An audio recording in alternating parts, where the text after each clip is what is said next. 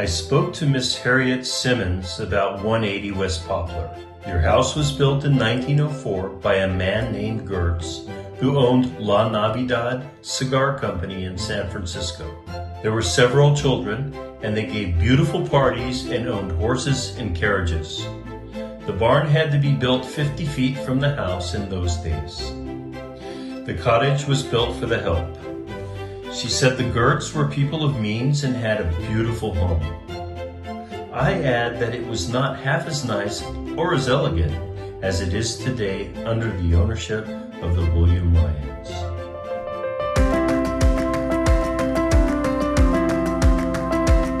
This is the final day. We're here to say goodbye, but we also wanted to just share with you some of the experiences we had as Tim and I worked with our realtors to put the house on the market. Number one, incredible timing. The day we put it on the market is the day that whole market went off the cliff. The only one worse was 1929, but somehow, some way, a wonderful family has identified 180, and we are turning over the keys to the house tomorrow. It was really special, and also just knowing the family history and the brothers and the sisters. And the house is really special in that selling this in this environment with the coronavirus and everything going on, and took a lot of time and etc.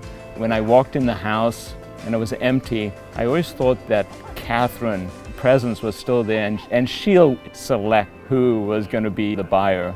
It's a family, they've got an extended family, and they want to keep the home. They want to keep even the gazebo leaning over you and the garage. And I think they have warmed up to the history and what this house and property is all about. I'm the other half of the comedy act here. I'll tell you, the ones who are probably really hurting inside are the next generation. We were very fortunate to live here for a long, long time. I appreciate everything we got, and I think we move on. I think this is probably the most traveled path for my mother and dad coming down El Camino to Top One Oil headquarters for the last 10 years.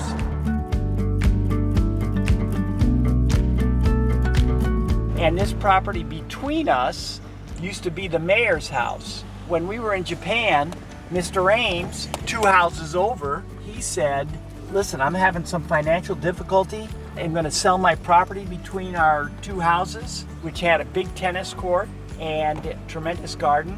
And he says, for $10,000, you can have it. Unfortunately, my dad didn't have the $10,000 at the time. The mayor bought the property and built a house, and it would have been a godsend if we had the adjacent property as well. But, but nevertheless, they did buy this house back in like 1956, and I think it was for only $26,000.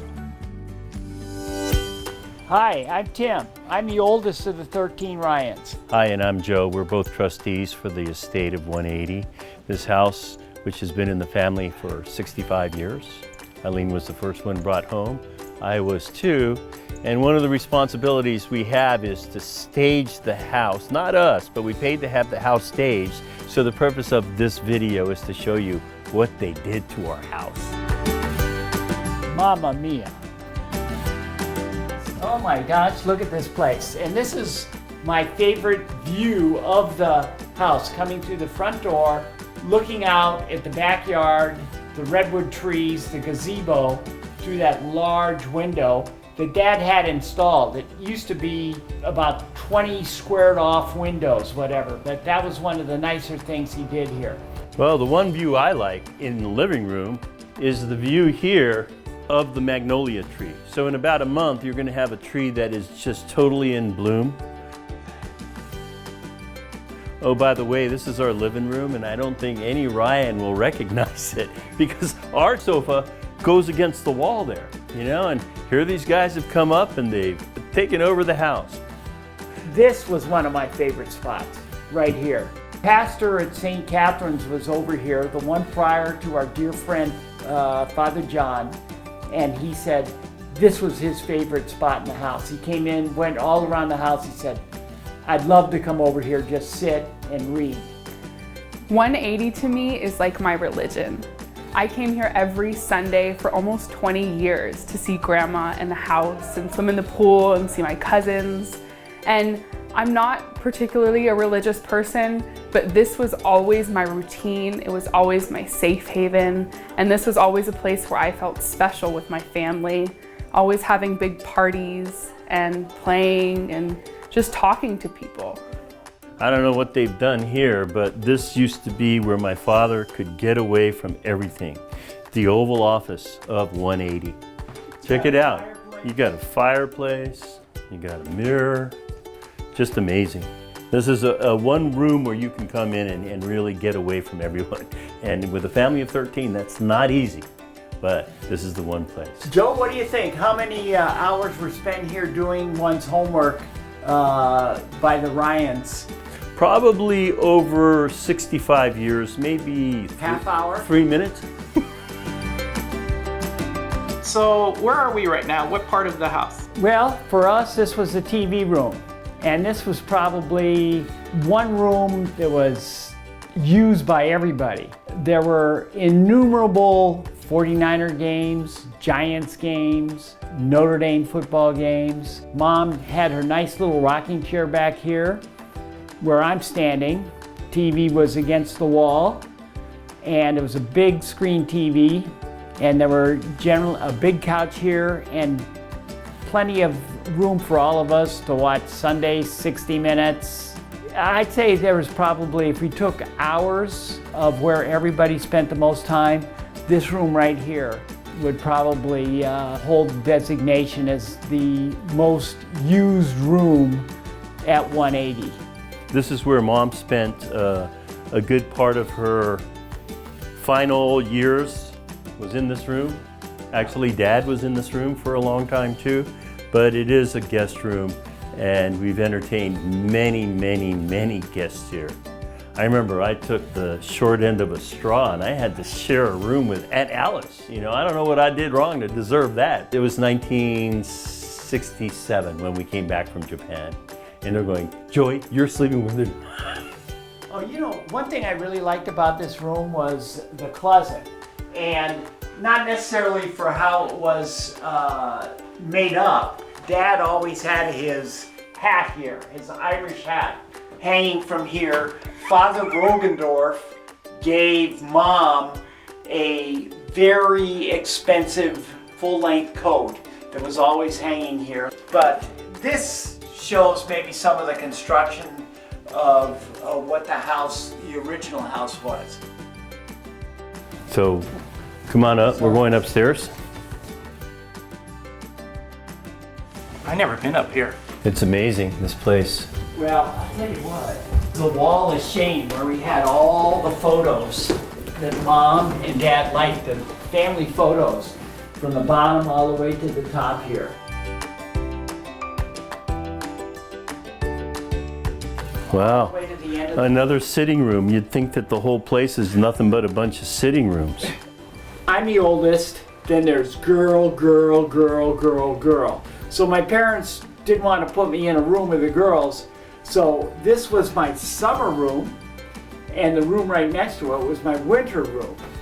And what was really nice out here is that we used to have this large walnut tree, and I would be awakened in the mornings by squirrels scurrying throughout the walnut tree. When we first started, there was no asphalt driveway. It was all pebbled, but the boys prevailed on Mom because we wanted to play basketball. So they took out the walnut tree, which is a shame, you know, now with what's going on in the world, but certainly a wonderful place to play basketball. If you look out here, we never had a pool. And if you really want to look at it closely, the one thing you'll see is the design of the pool is in the shape of an R. One of my father's, you know, trademark moves. There's a jacuzzi on the side there that has been well used.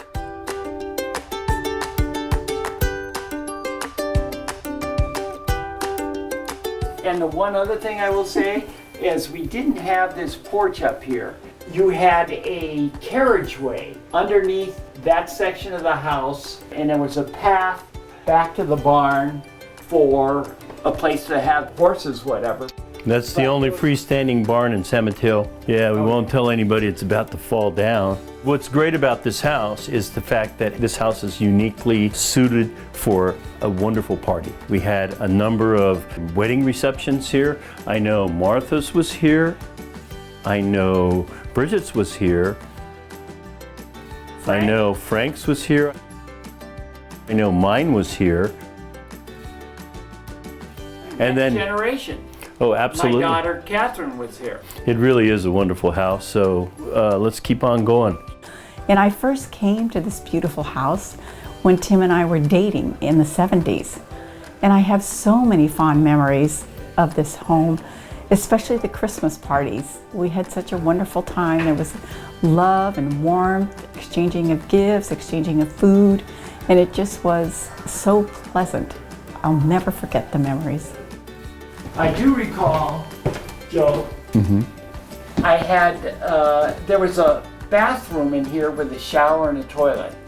And that was really first class. I mean, I had 2 rooms and this here. Thank you for having all those sisters behind me. Incredible. In a family of 13, he doesn't have 1 room, he has 2. Okay, we got one thing here that we don't want to forget. Right here, right below us, was the laundry room. And this is a chute, a laundry chute. So the 13 kids would wake up in the morning and they'd get their stuff and they would just push it down here and it would be collected downstairs and it would be in the laundry room. Believe it or not, a few of the Ryans have gone down this on a dare. And I remember one kid, I think his name was McDonald, he lived down the road, and I think it was 1967 where he got stuck in it. And the only thing we saw were his feet down here and we had to pull him out. It's true, true story. This is what do they call this? Master bedroom, there you go. What's amazing about these people is that the bed for us was over there. And then now they have it over here. Maybe we had something wrong all this time, I'm not sure, but I don't know if their chi or our chi is better, but it is different. We used to grow flowers in here and they had their own little watering area. It was quite nice. And then this Tim will take you through is quite interesting. It's a side passage. This is a large closet. Old-time drawers for all Mom's goodies. This is the only thing, Joe, that I have seen that hasn't been touched is this medicine cabinet. I wonder if there's anything in there. No. Probably medicine from 1950s. The biggest, best closet in the house is this guy here. And, you know, it has some of the old amenities of the 50s, 40s, whatever. But over the last, let's say 5 years or last 10 years, this thing was full of clothes. Every item here belonged to Therese. Every one of us lived or slept in every room, but I do remember this room fondly. In order to get on the roof, you would open this and then go up. So there's a way to get up on the roof over here. This is the easiest and safest way. This story is about our dog Shane. Shane was a collie. She didn't like squirrels. Okay, so there was a squirrel down here and Shane was up here with John and she actually saw the squirrel, got up and jumped off this roof. She fell over once, she scratched her nose and it was all, you know, bleeding and she chased the squirrel. It's like I got Oh my God, look at this place. a fetish for... Tim likes his closets. Look at, they didn't do much on, we've got a nail to open and close this closet as well as this side. What room is this one? Every girl, I think, was... At one time or another, everyone every girl- slept here. Every girl in the family was here. But over here, wow, another friggin' sitting area. Holy mackerel. This was Everybody's favorite. everybody's favorite room. My mother till the time she no longer could go up the steps, had this as her room. Recently, my brother Matthew lived in the room. In the summertime, you open up the windows and you get the breeze, the cross breeze that makes this place just so wonderful. Again, another story here, one of my stories in my bad days, is this house was owned in the 70s by the mayor of San Mateo, Mr. John Condon. And his wife, we'd come out here and smoke pot and listen to music and do stuff like that. And one day Mrs. Condon came over and she said, "I know what you guys were doing in that room." So these windows here were much like those windows. Yeah. I guess Dad took all these windows out and put in this these large windows as opposed to windows that we have on the sides of the room. again, Tim's going to show you some more closet action. I love these closets. Look at that. A lot of storage area. Yeah, lot of storage. There was a pound of weed in here one time. No, I'm just kidding. Come on. As you know, this is a very special area of the house. And usually what it is Ryan's in their interest in, how would you say, haste to get into the jacuzzi down there. They rush down and they get into the jacuzzi and they're all warmed up, and 9 times out of 10, they forget their towel. You know, when they're ready to get out, you'll hear somebody say, "Hey, Joe, hey, Tim, can you get a towel?" And each and every time we'd say, "Sure." We'll come up here and we'll get a face towel.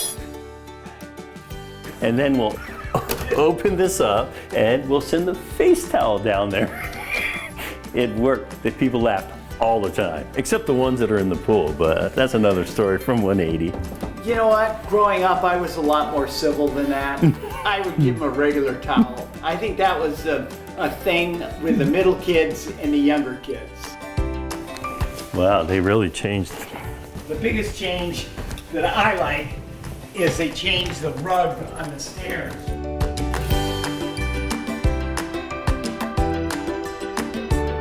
The first thing that you'd never see in this kitchen with a family of 13 is a bottle of wine and some food. This would be consumed in a few minutes. Maybe I'll start this right now. Never, ever, ever will you have anything here.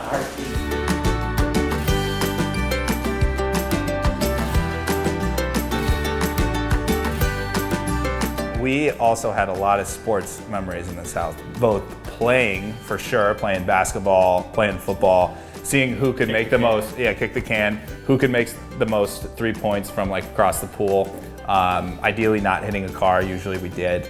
But and then watching sports too. We had a lot of Super Bowl Sundays here, rooting for all the Boston sports because of Grandma, of course. Not the biggest Red Sox fans, obviously, but of course with Grandma, you know, kind of have to be. And yeah, you know, just a lot of great memories here, to say the least. Barbecue Sundays with all of the local families here and anywhere in the Bay Area, anybody that would be here. That was always a treat. And one thing I will say is every time we were here, it was very rare to see a sad face or anybody not smiling. Everybody was always happy. It was always a very open and welcome place, and I'll cherish it forever. There's no doubt the most famous line that was ever said here, at least for the third generation. The kitchen is closed. Where did the clothes thing come? Was it right here? No, it was right here. Yeah. And then we had another bathroom over here. This was the Decoration. yeah, and then actually we had a den over here. That's where the breakfast room was. Now it's the laundry room. My dad had it redone some time ago. Come on out here. Joe, what the heck is that? Was that your idea? Actually, I love apples. I love big green apples. I think it really makes this place. First 2 trees that we planted upon moving here were 2 apple trees. One was called a Delicious, and the other one, I believe, was a Fuji that we had in the backyard. And so this is the offspring of the 2 intermarrying whatever, and we get this 48 years later. What we like about here is we would sit out here on Sunday afternoons with Mom, and We just hang out here and we just sit around in typical Irish American fashion, talk about everything in the world. And by the end of it, we'd pretty much solve all the world's problems. And that's one thing that I really wanted to stress here is 180, the address here. What's significant about 180 is the fact that when you come here, there's a really good chance that we could turn your beliefs 180 degrees around, because there's so many of us. So you'll just be weary when we get into a political discussion. Boy, I've been here for 50 years and I've never heard that. Turning 180 degrees. Well, it makes sense. Statements from Reverend Mother Mary Kay, the wonderful things that Martha has done for the homeless people. But it was nice. Mom just liked to sit out here, and we kind of moved Mom around depending upon where the sun was shining. What I liked about the political discussions that we had, they all started with Dad. Dad was a staunch Republican, and everybody else was not. And in 1972, when Mr. Nixon was voted in, McGovern took 13 of the votes in this House, and my dad had the one that was voted against McGovern. Even my mother voted for McGovern. But it's a place that we get into healthy debates about any kind of topic. Yeah, the one thing you wouldn't want to say when Dad was here would be, what do you think of that Nixon and Watergate? What a bum. And my dad would go ballistic. Out! And then one more Dad story. You know, Dad, he always was fighting his weight when he was, it wasn't bad. It wasn't like he's overweight or anything, but he always wanted to get it under control. So one day, he was watching the evening news, and my mother gave him appetite suppressant candy. So my mom walks in after the 30 minutes of the newscast and asks my father where his candy is. He ate the whole bag. He didn't eat that night because his appetite was suppressed, but he didn't take one piece of candy, he ate the whole bag. We came over from Japan 1972, 1973, and the first thing we did was put in this pool because all the kids wanted to be in the pool. In typical enterprising fashion, we took the 13 kids and we divided their income so that we could all contribute and feel part of this thing. Now, there were some Ryans, like Martha, who went off to Africa that paid in full from day one. There's some people like Frank who to this day complain because they had to pay the same as Johnny or myself or some of the other ones. But with this whole collective effort called the Pool Fund, we were able to fund this pool. I was in charge of collecting on the pool fund. That was one of my jobs as the oldest in the family. And to this day, I think Frank resents having me come around the corner and say, hey Frank, where's your pool fund money? My earning potential at the time was probably $5.50 a month. And I had to give 95%, 99% of that to Tim. And I was always late. I took a lot of grief for not paying. It was every month. It was like, Frank, you're 6 months behind. Frank, you're a year behind. You're 7 months behind. I mean, it was like I was ridiculed for it. I went to Dad and I said, Dad, isn't this a little... I said, Frank is paying all this money and he really doesn't have any control on turning on jacuzzi or anything like that because those are special privileges. Should we kind of let him off the hook and say he doesn't have to pay for a while? And Dad said, forget about it. Some people seem to think that I took the pool fund money and went out and bought beer with it or whatever, but I didn't. No, the pool's here. Now, as you look around this yard, the one thing we want to emphasize to you is the floral beauty. You look at all the area. We have Brother Matt to thank for all the flowers, for how wonderful this place looks. Nothing made my mother happier than to have Matt puttering around in the garden on a Saturday or Sunday while Mom read the newspaper. It was a very, very special part. I'm a gardener. I learned my trade here. It was a good place to start. Our neighbors, the Ameses, were quite a mentor to me. Mrs. Ames would come over here regularly and tell me the names of plants and passed me on some plants, and that's where I got to start. I grew my green thumb there at that point, and then carried on and got a degree in horticulture, and couldn't have done it if I didn't live here, that's for sure. I can't think of a bad time here. I'm sure there were, but I'm not going to remember those. I'll remember all and cherish all the good times. So, totally blessed to be here. Thank you. We had our wedding reception here in 1987, and it was beautiful. It rained the whole week before, and it was on May 2nd, and it was a beautiful day, and it's definitely my fondest memory here. It's just always been, like our nephew Sean said at Christmas last year, 180 has always been a welcoming place. You just walk in the door and you feel welcome. I have such great memories of 180 as a kid. We used to drive up from Los Angeles and we would stay here. And perhaps the most outstanding time we had was when Frank chased us throughout the house, upstairs, and threw us down the laundry chute. And I will say my other favorite memory as an adult at 180 is talking about my beloved Dodgers in a land filled with black and orange. I'm the youngest, 13 out of 13 of the Ryan family. Spent many great years at this wonderful home that my parents provided for us. I had my wedding reception here with my wife almost 25 years ago. I think we're coming up on 25 years this year. Obviously lots of good times. Whoever gets this home will love it. It's a great family home, and we hope you enjoy it. And we got married at St. Catherine's Church in town and then had our wedding reception here at 180. And that's probably one of my fondest memories. There were 250 people here having a great time, and there are 3 bathrooms in the house, and as the bride, I had to go to the bathroom in my beautiful dress, and I went over to the cottage, and as I went into the cottage, I shut the door behind me and got my wedding dress stuck there, and I couldn't get out. I had to wait there till somebody came. I don't even think Frank knew it happened. I think one of our guests rescued me. Someone had to use the bathroom and found me. My dad would go down and he would buy these flowers and plant them. The only problem with Dad, he loved these beautiful flowers, but he didn't have enough discipline, or he was doing other things to make sure that they got watered. So it was like every 2 to 3 weeks, he'd go out and buy a whole new box of flowers. We'd replant them, where had we just watered them, we could have one batch for the whole summer.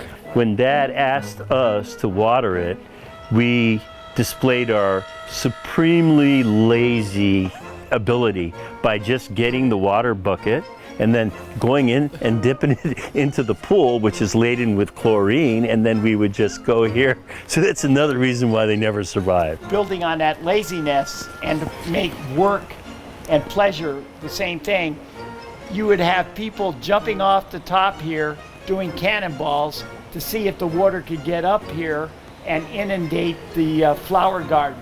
Throughout the year we had all these events.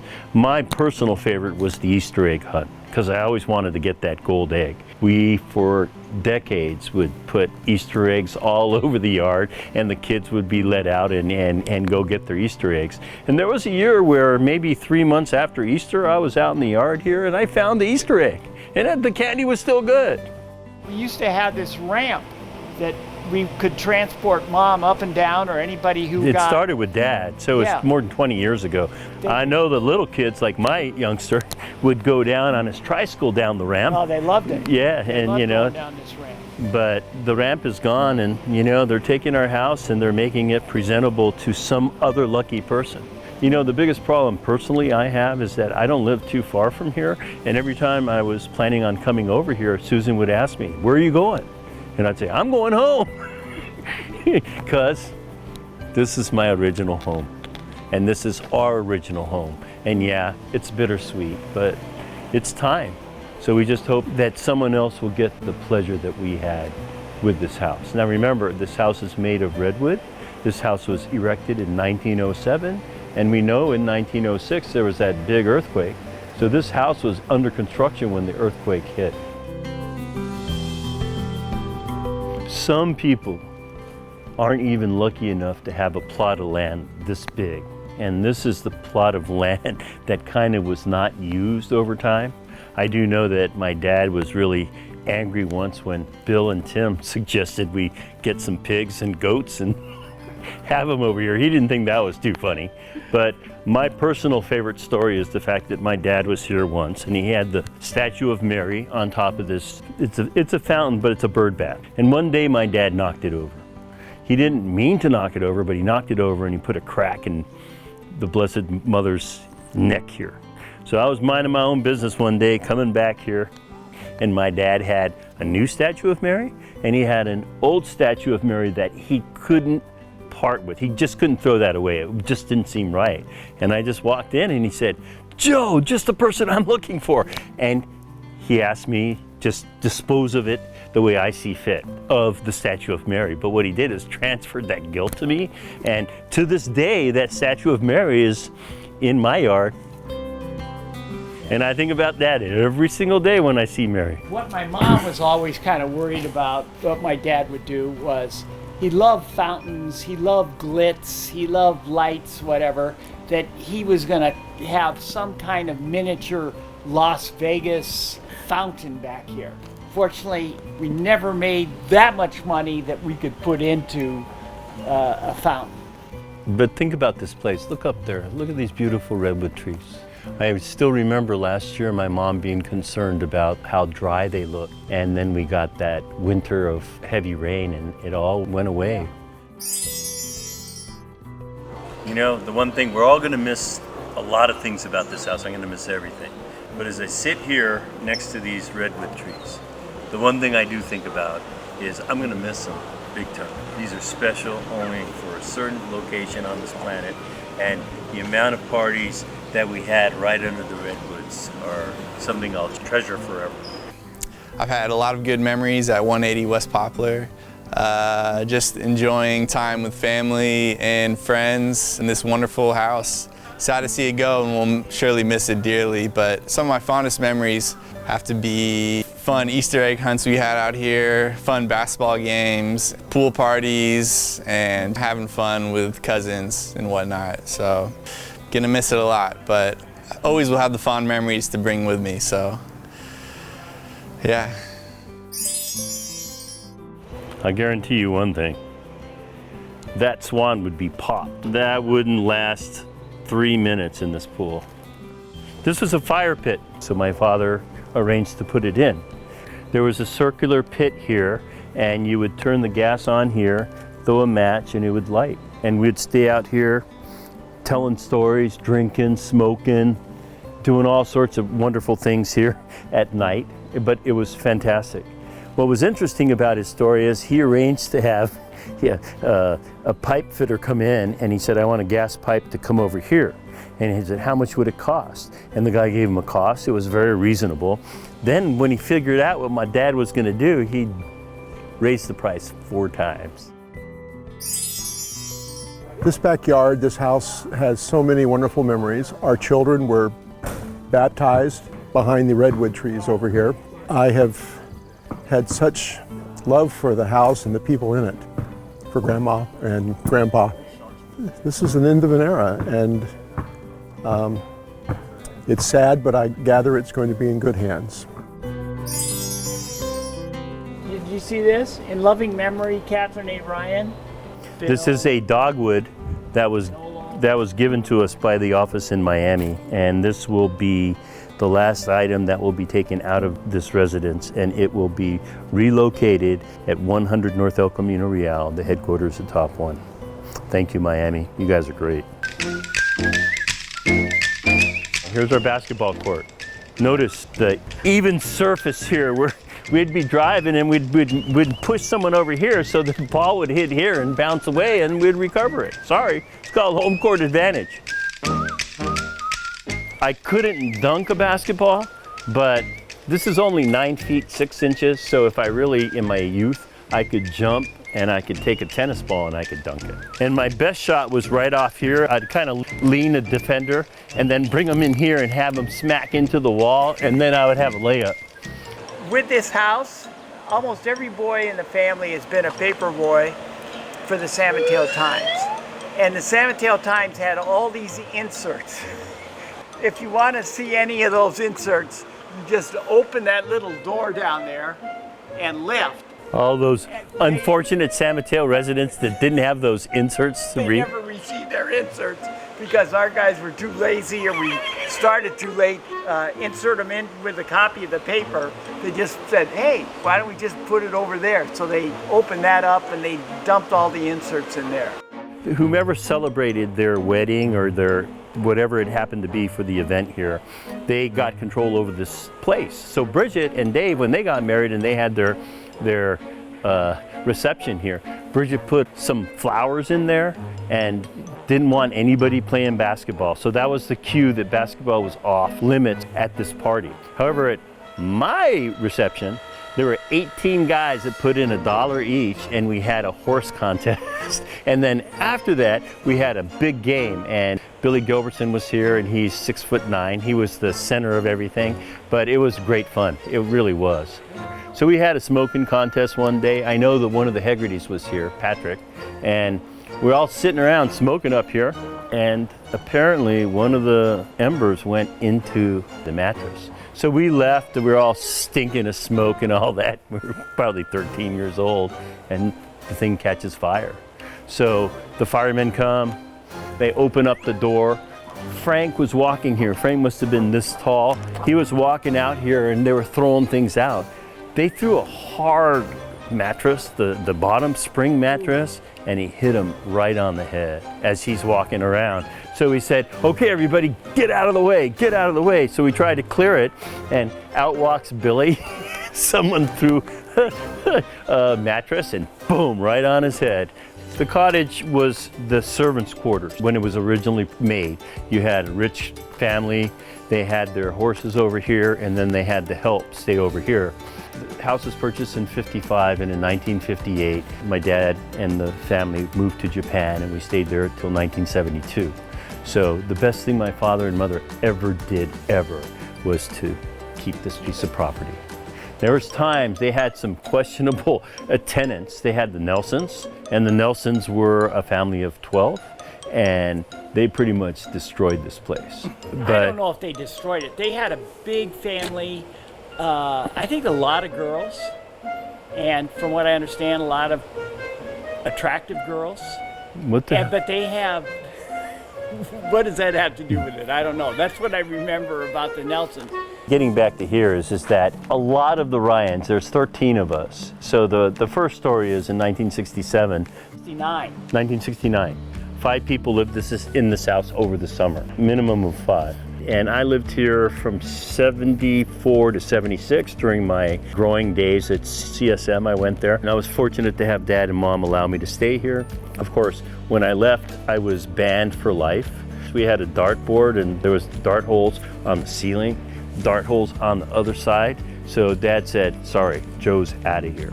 And I know that Mary Kay and Ed have been here, Frank and Linda have been here. Therese has spent an awful lot of time here. So it really is a very important part of 180, the cottage.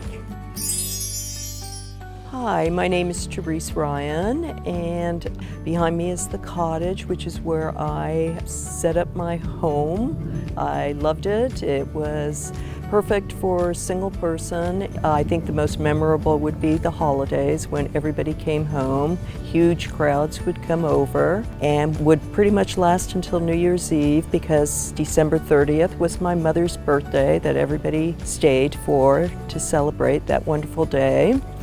Although I wasn't here, I always remembered the story of my mom and the rent-a-car.